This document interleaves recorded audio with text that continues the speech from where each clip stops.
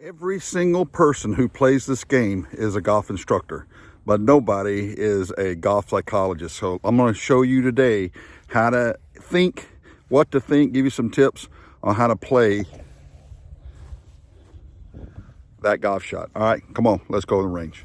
Here's your situation. You got some sand here, very little sand. It's kind of wet, right? There's not a lot of top sand on here, so it's going to be kind of firm.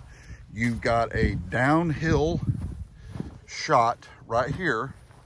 If you take a step back here, you will see there's definitely a slope. When it comes down, it'll run out on this hole, right? You got about 20, maybe 25 feet from there to there, okay? And you've got a green that probably will hold a little bit. These greens are kind of thatchy, right? So there's your situation. There are your uncontrollable variables. That's number one. This is a quantitative part of executing this particular golf shot. All right, so let's go take a closer look at the sand. So more than likely, the sand that you're going to be hitting out of is going to actually have sand. This is kind of firm stuff. It's not going to be sitting in a groove. So when you're practicing, give it realism. All right, so just smooth out a place like that right there. Put your ball in that spot. All right, and then start your practice routine right there. Your goal is to get the ball, I would say, within maybe a five foot circle in that hole. So, all right, so just drop a club, you know, somewhere, I don't know, that's about right. That's about 4 or 5 feet right there. Take another one on this side, 4 or 5 feet, something like that right there. Okay, so now you've got yourself a gateway. All right, that's a gateway into that bunker.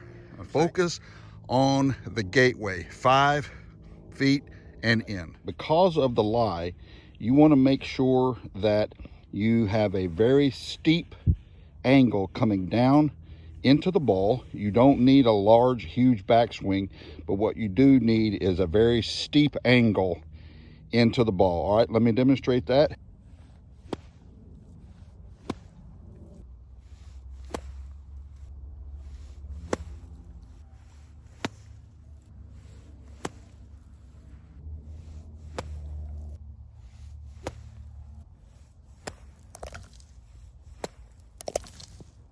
Okay, now I'm looking at what is my goal.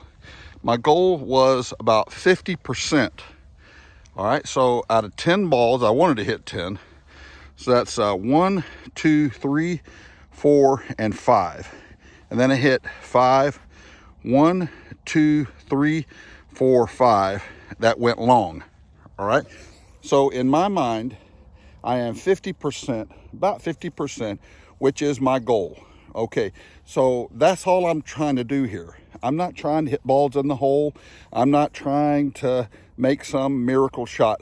I'm looking for something that I can recover from, because the problem came over there.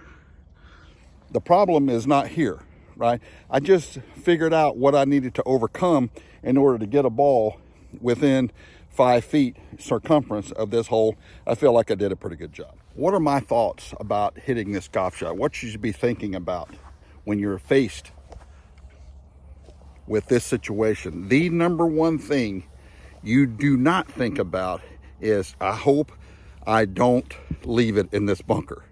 That's exactly what you do not think, right? Another thing you do not think is, if I don't make this shot, I'm looking at a bogey, double bogey, or something like that. That's exactly how to do that. If you're thinking about this shot and the consequences of this shot, then many of the times, that's exactly what happens. So then what am I supposed to be thinking about? You're supposed to be thinking about, number one, your technique. How am I going to get that ball from here to inside here?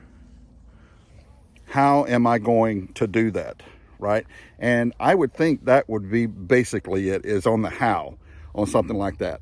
In a situation like this right here, you've got a slope, you've got a downhill green. I got 5 feet here. I have laid out my goals very clearly. This is what I want. All right, so based on what I want, now how am I going to do it? In a situation like that right there, I have already laid out all of the uncontrollable variables. What is that? Distance, slope, the consistency of the sand, the technique is the key. Now, here's the question. If you cannot get about 50, 60% within this range here, then you don't have the right technique, right? So now you got to go back and work on the how, all right? Thinking about the why, thinking about I hope I don't, thinking about the consequences of the outcome. That's exactly what many times will cause the ball to stay ploop right in that sand over there. So hopefully that helps you. With another mental tip, log on to level3sports.com. I'm Dr. Trammel.